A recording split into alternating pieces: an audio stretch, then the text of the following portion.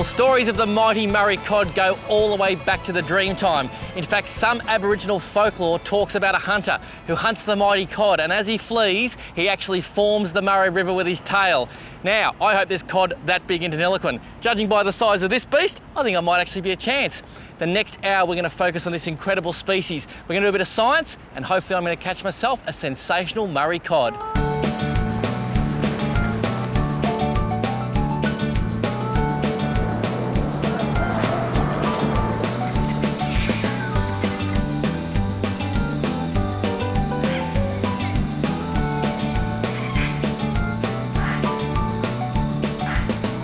So Ian, this is the famous Collagen Creek, is it? It certainly is, Paul, and very excited to be here today. What a beautiful part of the world. It is fantastic. Now this is Ian Fisher, and when I first rocked into town I saw IFISH on the side of your boat. I thought you were trying to take my registered trademark. What's the go? Yeah, well, with a name like Ian Fisher and the merchandise you're putting out, I thought I'd hop on board. Mr. IFISH himself, how cool is that? Now, this magnificent creek, I assume it holds the famous Murray cod? It certainly does. There's a couple of other things in here. There's some nice yellow belly, there's some very pesty silver perch, and there's a few carp too, but we're after the cod today. The cod today. Now, I don't want to put you on the spot. What are our chances? I want a percentage of actually catching a Murray cod. Well, today a little overcast, easterly breeze, probably about 90%. I think he's exaggerating. I reckon 9 out of 10 is about our best chance. Let's get in the car, put this boat in, mate. 90% you reckon? That's what I reckon. That's exciting stuff.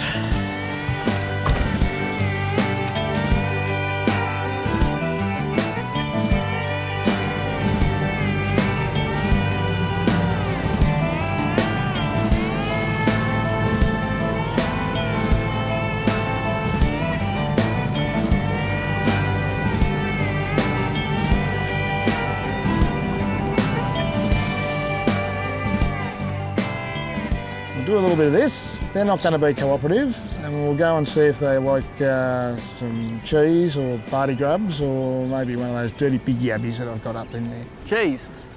They love the cheese, and the good part about being out here with cheese is you got the fish aren't You got biting, bickies as well?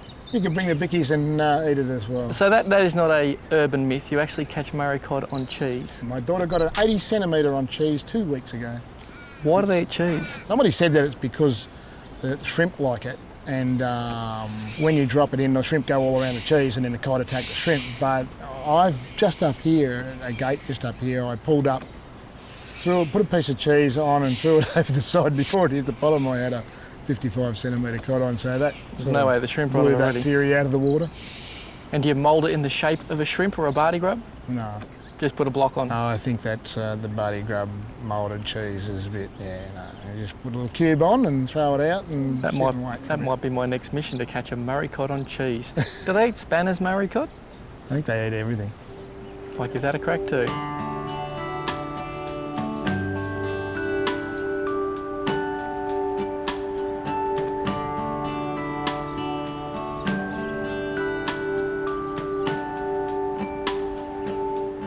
Really important with fishing for natives like Murray cod, yellow belly, etc., that you just keep moving till you find them. This is about our 3rd or 4th move. If we haven't had a bite in 5 minutes, just go to the next spot, because eventually you'll drop on the spot, bang, it'll happen straight away.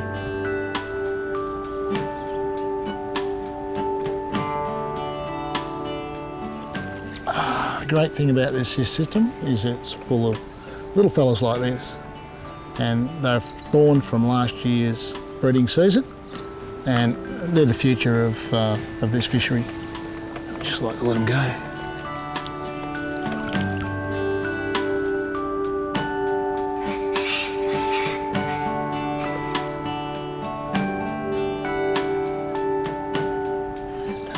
Yeah, like you're on, he's back. Take him easy, take him easy. There we go. He's got me on the snag. And now this one. See, that was a cracker bash. Oh, he got you on the snag. He's a good fish too. He was a good fish, I've seen that.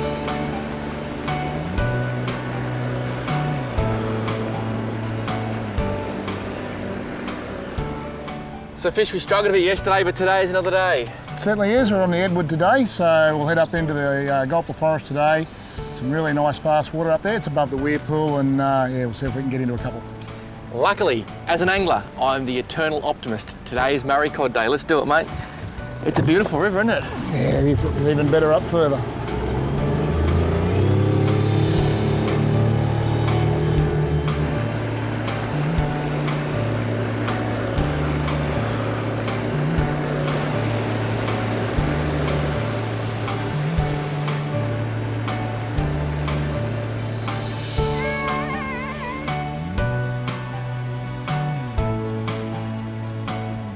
A couple of schools of thought here about holding your rod when you're fishing like this.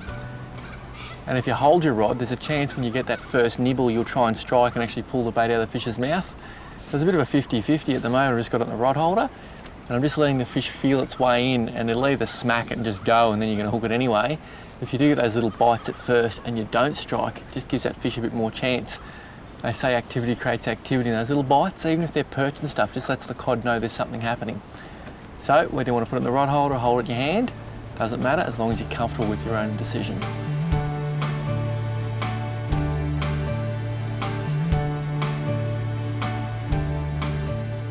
We got a tap here, Paul. Oh, we're into it. Cod? Yeah, mate, yep. Good there we work. go. Here, grab that net, grab that net. I'll grab the net, I'll grab the net. Now keep the tip up when you got these things on. They go off it. Oh, Oh, yeah, it's a nice fish, Nice mate. fish. Yep. Now watch that snag out to my, Oh, look at that. Really nice. Now, he's come up pretty quick, eh? He has come up pretty quick, and you've got to keep him up the top, because if we let them go down, they've got a real habit of disappearing underneath their snags. So Look at that with his gob open. Is he just trying to get air or what? they usually come up like that, and usually when they get close to the bait, tend to really go off it. Mate, I'm going to slip down over this snag. Yep, we're just letting him come up. He's had enough now. And just, oh, no, he hasn't. No, he hasn't. Finish yet. Oh, he'll be all right. He's well hooked. So. I'm going to let you come to me, mate. And he Well is done, Paulie. Well in. done. Mate, they are special fish. I'll swing him around here and I'll put him straight on the deck. They've got a lip grip somewhere. I think I can see one under my cameraman's foot if you can grab it. For you, mate. And this is a very, very special. Oh, look at that hook's just about to come out too, mate. Look at that. We'll pull that hook out. Whoops. Oh, look at this. Look at that. That is just Well done, and he's in very nice condition too. a little bit of good luck. Now, this is a massive fish, mate. How long do you reckon he is for a Murray Look, I cod? reckon he's about 68, maybe 70. So Now, when you say 68, 70, you're talking centimetres. centimetres, yes. So And that is the magical, mythical Murray cod. Now, we fished yesterday afternoon. We struggled a bit because they are very temperamental, these fish, aren't they? they certainly are. They switch on and switch off very fast. But when they switch on, let me just say the heart switches on too. This is about the second or third spot we've tried this morning. Been here for like a minute and bang, didn't eat it. And that's what usually happens. And the magic bait? Magic bait's the old Barty grub, you know. I was talking to a guy last night. He said to me, fish, just go back to doing what you normally do when you catch them. Don't panic and you'll get one. It's great advice. Look at the gob on that. And this really for a cod is a small fish. Some of these fish have been noted over 100 kilos. Really important in the hot sun. A tinny, you don't want to put a cod on it because you might just fry. So we've got the IFISH towel, we've wet the sticker down. Now we're going to see just how long he is. I'll slide him down here. I apologise for all the movement. Lay him on like that. And his nose is there, his tail's there, 67 centimetres. Now, isn't it incredible to think that this fish is only 67 centimetres long, but what a beast. Okay, what a beautiful fish. And I can say quite simply, this one hasn't been to Jenny Craig, has it, mate? Certainly not. And Well- I just noticed there, Paul, it's starting to go a little bit light in colour, and Yep. they often do that. They're chameleons, they change. They change, there you go. Well, this chameleon is going back because we love our Murray cod. We want a big fishery for our kids and their grandkids. And this is the reason you come to Deniliquin and the Edwards River, because this is support the weight of these fish as you put them back. You see my left hand there just holding his big fat belly up. I'll just hold his head in the water, that current will push through and get his gills going. And you can see his dorsal's already starting to come up there, he's ready to go. And we've been swimming this fish quite a lot. They're pretty tough, but I like to look after our native fish. And all I'll do when I'm ready, I might just support his belly a bit. I'll open the grip, and look at that, he just goes back to that big snag. So next time you come here, if you see a snag that looks a bit like that, there's a big chance there's a Murray cod under it. And if you catch him, he might be about 67 and a bit centimetre.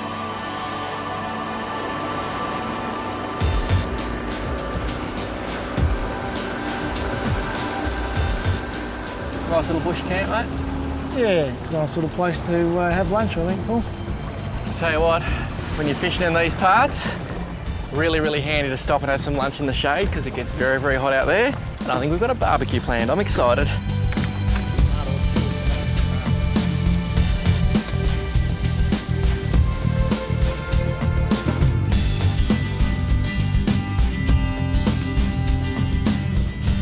Well, the people you meet when you stop on a riverbank to have a snag on the barbie. Dr. John Conallin, are you actually lighting the barbecue there with a bit of leaf litter, mate? No, I've got the leaf litter here. I want to talk about the actual river heights of what it was last year and why you didn't actually come along that time. You're trying to tell me that the river was that high right here last year? Yeah, so last March, that's why we didn't have you come down, was because we had a larger rain event up in the hills in February, and basically we had really sort of late season flooding come through. And picked up a lot of this leaf litter and caused what we call a black water event, or a hypoxic black water event. Which means? Basically, the water turns black, bacteria start eating all of the leaf litter, they use all the oxygen, and then you start to get things like fish kills occurring. And Murray cod are particularly susceptible to that. So we actually lost quite a few Murray cod during the black water events. Big fish just float to the top line. Yeah. Not a good look, eh? No, but we did put some things into place, such as we were able to bring water, say, from Mulwala above the black water zones and dump it in through the irrigation canals, and that freshened up some of the water and it actually created some refuges, and that's why there's still some good populations of Murray cod around Deniliquin. Now just come for a little stroll with me, mate. I've got a boat down there, Fish and IFISH, and any chance of wetting a line and talking some fishing science with us? Yeah, absolutely, looking forward to it. You are a wealth of knowledge.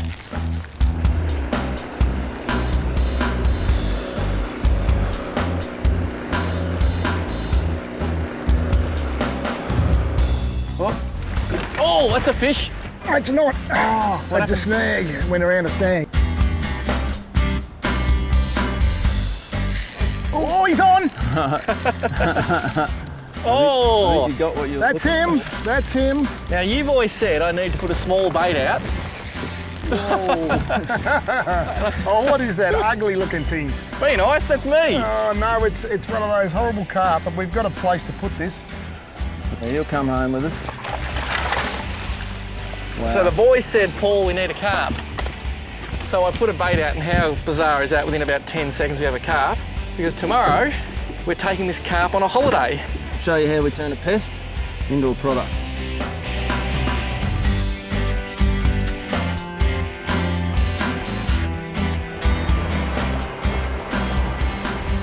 Not a bad bite, that. Just watch that. Yeah! Oh, what was that? He pulled him right What have we got there? Anyway. I think you got a little cod, haven't you? You got a little silver. What's that, a silver perch, is it? Silver perch. Yeah. We've had lots of bites today, boys, and you keep telling me these fish are here, but I haven't seen one yet. Yeah, so that's a little... We're about to see the scourge of the river. And I can Little see silver. why people call them bream. I often hear people say they've got a bream. Yeah, it's a nice one too. That's not a bad fish, eh? That is a nice brim. So what's the go with silver perch, John? So, silvers are a protected species. Yep. And they're sometimes called a grunter. I can't tell why. So they're little protected species, and originally they were very, very rare, and they still are in many parts of the basin, but around here, for instance, they're really prolific. There's a really strong population of them in the Edward Warcool system. So they're still protected basin-wide, but there's getting more and more of them, and they're very much like eating barty grubs. And at $2.50 a pop, they can cost you a bit of money if you're a bait fisherman. So bait fishermen aren't always that Happy about the perch. Happy about the perch, yeah. Good work, mate. Well, beautiful fish. Haven't Yep. caught one for a while. No, We've finally found our barty stealing fish. we did.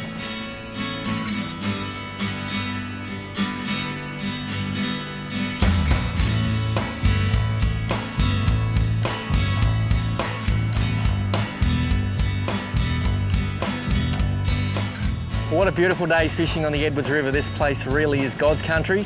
Magnificent Murray cod, some carp, and even some very big silver perch. It's been a great day. But John and I have been chatting, and tomorrow we have a deadly weapon up our sleeve. I can't wait till we hit the river in the morning.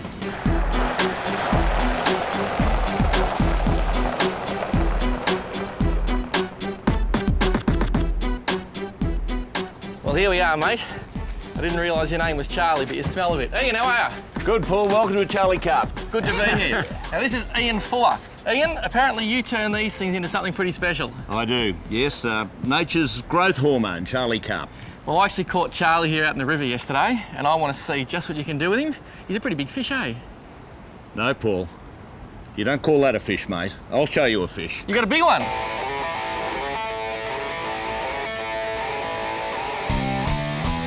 Now, Paul, this is a fish. That is a serious carp. What would it weigh? That's about 11 kgs. And is that a big one for this area? That's big for around here. They normally average about 6 kgs. And is it amazing? In Australia, we basically just turned carp into fertiliser. But when I was in Europe last year, a fish like that was a prized possession. If you hurt that fish, they'd run you out of town. But we don't eat them. What do we do with these carp in Australia? Well, people won't eat them, and we're the only people doing anything constructive with them. We're turning a real pest into a resource by making a good fertiliser out of it. Well, I'm keen to see how it all works.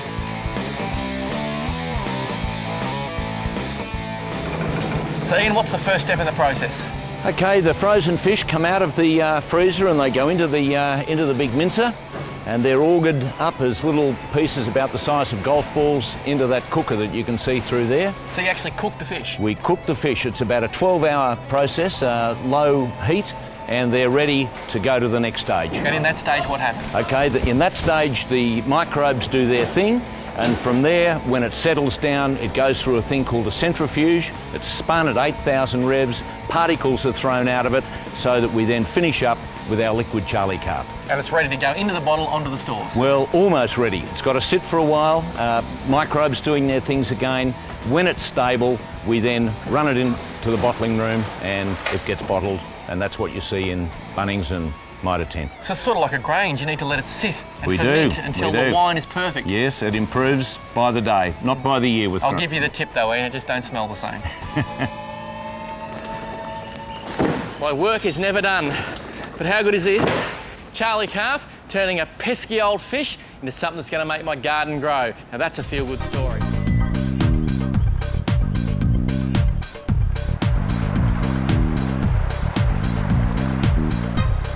Well, John, you mentioned yesterday you had a deadly secret weapon. Is it the fashion police by any chance? Not even close. It's this boat. What are we doing? So here we have an Electro boat, and we're going to actually use it to go out and stun fish, so it doesn't kill the fish, but it puts a lot of electricity into the water. We're going to stun the fish, we're going to bring them in, and then we're going to take them back and put tags in them. So they're not chandeliers, they're actually 1,000 volts running through there. 1,000 volts drawing about 4 amps coming through there. So that's why we're geared up like we are, and we're fully insulated here, and going to be putting some serious amounts of electricity into the water. Let's go zap a few. The way I fished yesterday, this could be my only chance.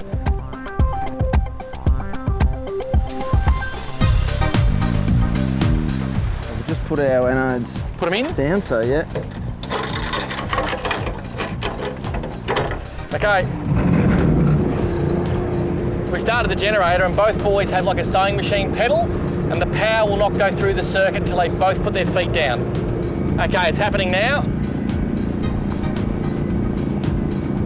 Oh, there's a fish. So I think it's a carp. Only a carp, yeah. There's a carp coming up. Oh, there's a big cod. Oh, cod. Over to the right. Yep. Mind the bump, guys. That's a nice fish, eh? You got him, mate? Yeah. Well done. What a beauty. How easy was that? This river has some cod in it.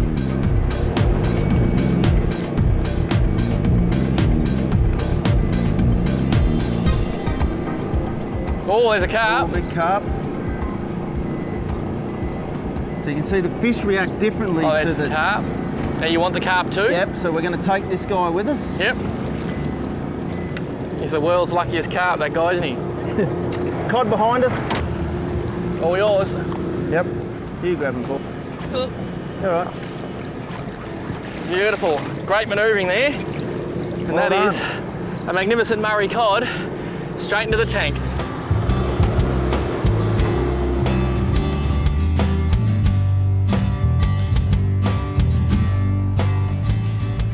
So here we are, Paul. We've got actually 2 of our previously tagged fish, and we've been following those guys around possibly for the last 3 years. Yep. And you can see actually by how lively they are that it actually doesn't harm them. At So all? it only stuns them, and you can see they survived the surgery very well. And if you just turn him over so we can start off with the tag. So you got can some see he's pretty power. lively. Okay, so The this, first thing we're going to do is measure. I'd call him 66, eh? So 657. Must be doing science to the millimetre. 657. Okay, tag number 235917. Bingo! And now I'm going to use this wand actually to find the tag that she's got inside her. So it's reading tag. Yeah, so this tag's not reading, but that's why we've also got another tag that we can read off. And so she's ready to go back in. Off you go, girl. Yeah, straight back in the river. Oof. And I think she was pretty keen. And off she goes. All right, next So now, one. the next one, I hope this one doesn't play up so much, mate. You can really see the condition that they're in after the flows have returned.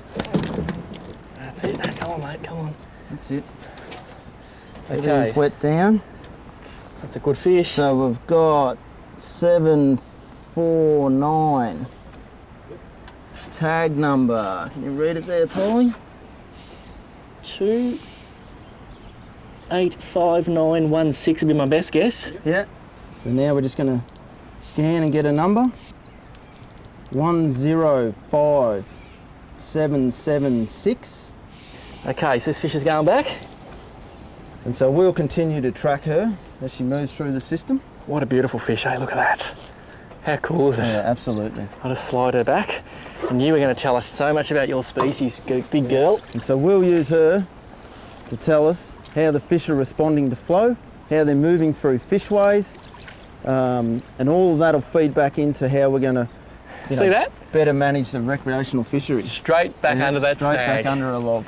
There she goes. How What- good was that? Mate, this is amazing what this has proven so far, so quickly, and there's a dirty old stinky carp down there. We're going to put a tag in him too. Exactly, we're going to release that carp? Yeah, we are Nah, going turn to it release up. that You don't carp. let carp go, what's going on here? Absolutely we do, because when we know how those carp move, then we can start to put things like we said in the fishway, and we can actually start to track where it goes, when it goes, and then we'll be there ready to catch it.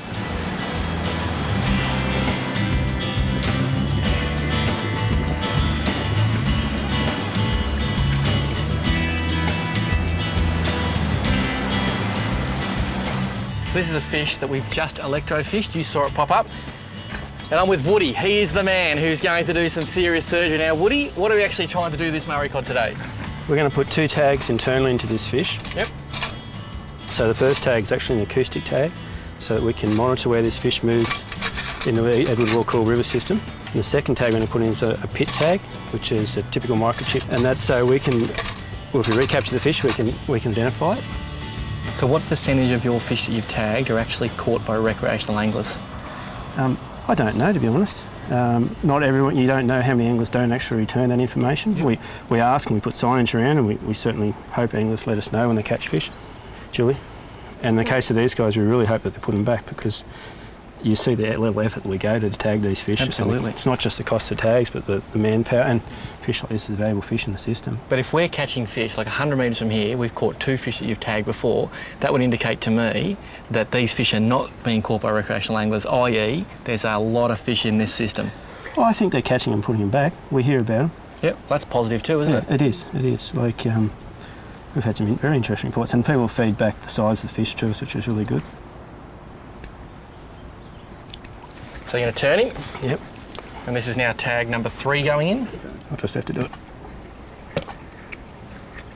So yeah, this has a 1-800 number, which comes into the fishery centre there. Anglers can ring up, there's instructions there telling us to leave where they caught the fish. So yeah, our hotline runs pretty busy because we've got a lot of other tagging programs throughout the state. So what we do with that fish now is we'll put him down in a recovery tub. He'll sit in there for 5 or 10 minutes before we can let him go. I'm a bit concerned actually, Woody, because you know where Jules is going with that fish. Straight over to the barbecue. What are you running here? That's just cruel. No, we love our fish too much. We do love our fish too much.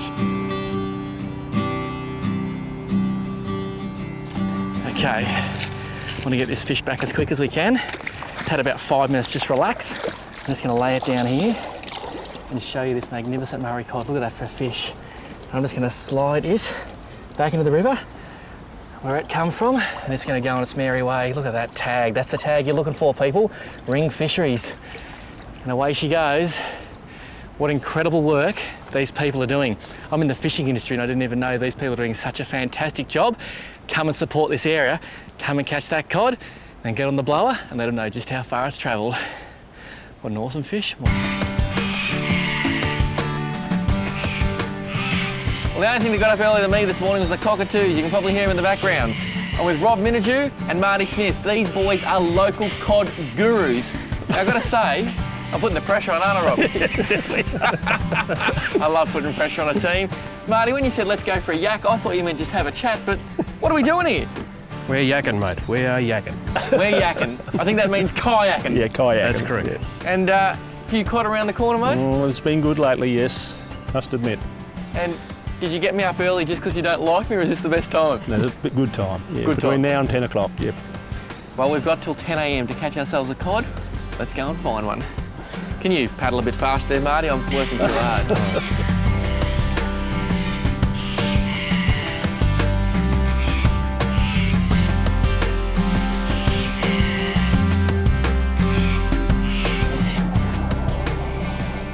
So, Marty, the $1 million question. What is the biggest Murray cod you've ever caught in your life? The biggest one I've caught for was 125 centimetres long. Serious? Serious. We could have used that as a kayak. Almost. What time of day and what lure? I was using a mumbler Yep. and I caught that around about 10 to 7 on one morning. How much do you reckon that fish weighed? Would have had to been easily 40 kilos. 40 kilos. 40 kilos of fish. And do you ever think you'll catch one that big again? Oh, it'd be a dream if I did again.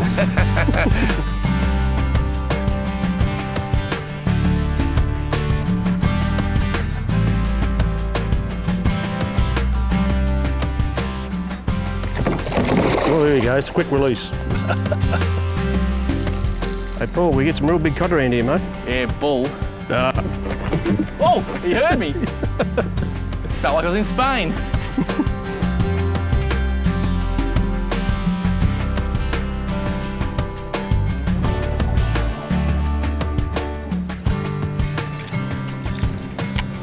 Oh, good. Yep, I got him. He's in that snag. He's on. He's in that snag. Go forward if you can. Yep. This is going. Oh, he's still there, but he's right in the timber. This is going to be ugly. Now, what do? I can see. Keep pressure up. I can see the line. Oh, he's still on there. Well, there. Is he under, Paul? I think he's under. Yeah. But he's still there, so maybe if we go forward. Go forward up a bit. Go forward, we'll see if we can get him out. He hit it right on the side of that snag. Yeah.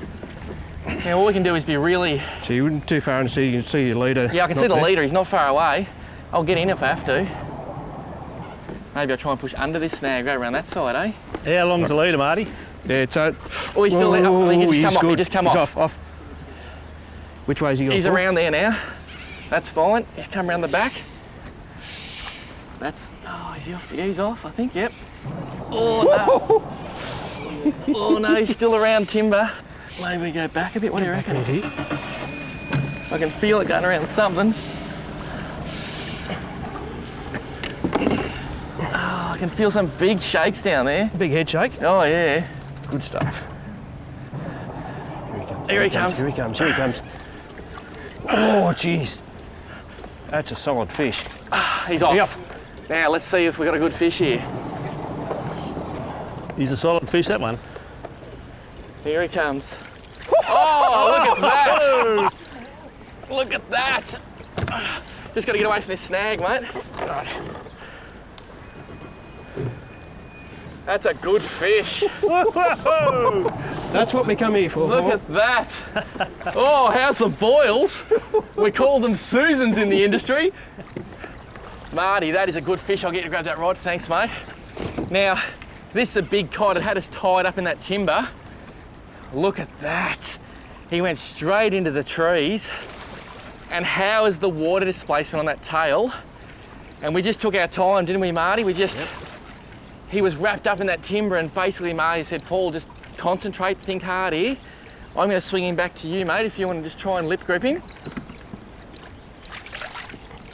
And that is what many days of working very, very hard is all about. I'm going to swing around.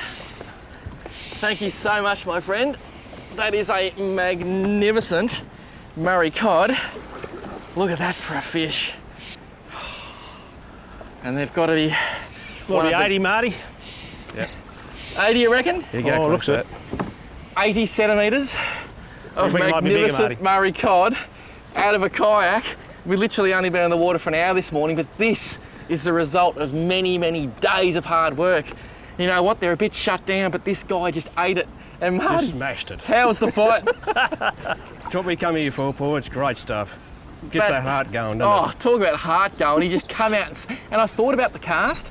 I actually thought I'll run it past that log, and when he smashed it straight under there, and how is the water he pushed out with his it? tail? Yeah, it just boils up in front of you. Amazing. What do you reckon, Robbie? Well done, well done. That is just 11 out of 10. I'm a bit excited, so I'm going to swim this fish, and then we're going to let it go. But this is cod fishing. This is what it's all about, and I'm one very happy camper. Last thing I expected when this bloke asked me. One thing I've noticed about all you guys up here, you love your fish, and looking after this fish and making sure it gets back is probably the most important thing in it. It's absolute paramount for you that fish gets back in, swimed properly, and just watching that release. And it's just awesome to watch. And you just want to keep coming back and just keep doing that. It's so good to see these guys. They look after the river, they look after the whole environment, and of course they look after the fish. Now I'm going to let this fish go, but I need to just show it to you one more time. Look at that. That is just an incredible fish. And believe it or not, some of these female cod can lay up to 90,000 eggs in a hit. About 1% of them may make it to this size, if you're lucky. And the incredible thing is too, the eggs are proportional in size to the fish, so a big fish lays bigger eggs than a small fish. And when it comes to cod, they actually stunt their growth in drought time. So some fish that were caught in the 70s and tagged over a 10-year period, they grew 20% longer than fish that were tagged in the 80s and 90s because they had to go through drought. So really incredible fish. They've grown up through a harsh Australian environment. They know how to survive, and they just do it so well.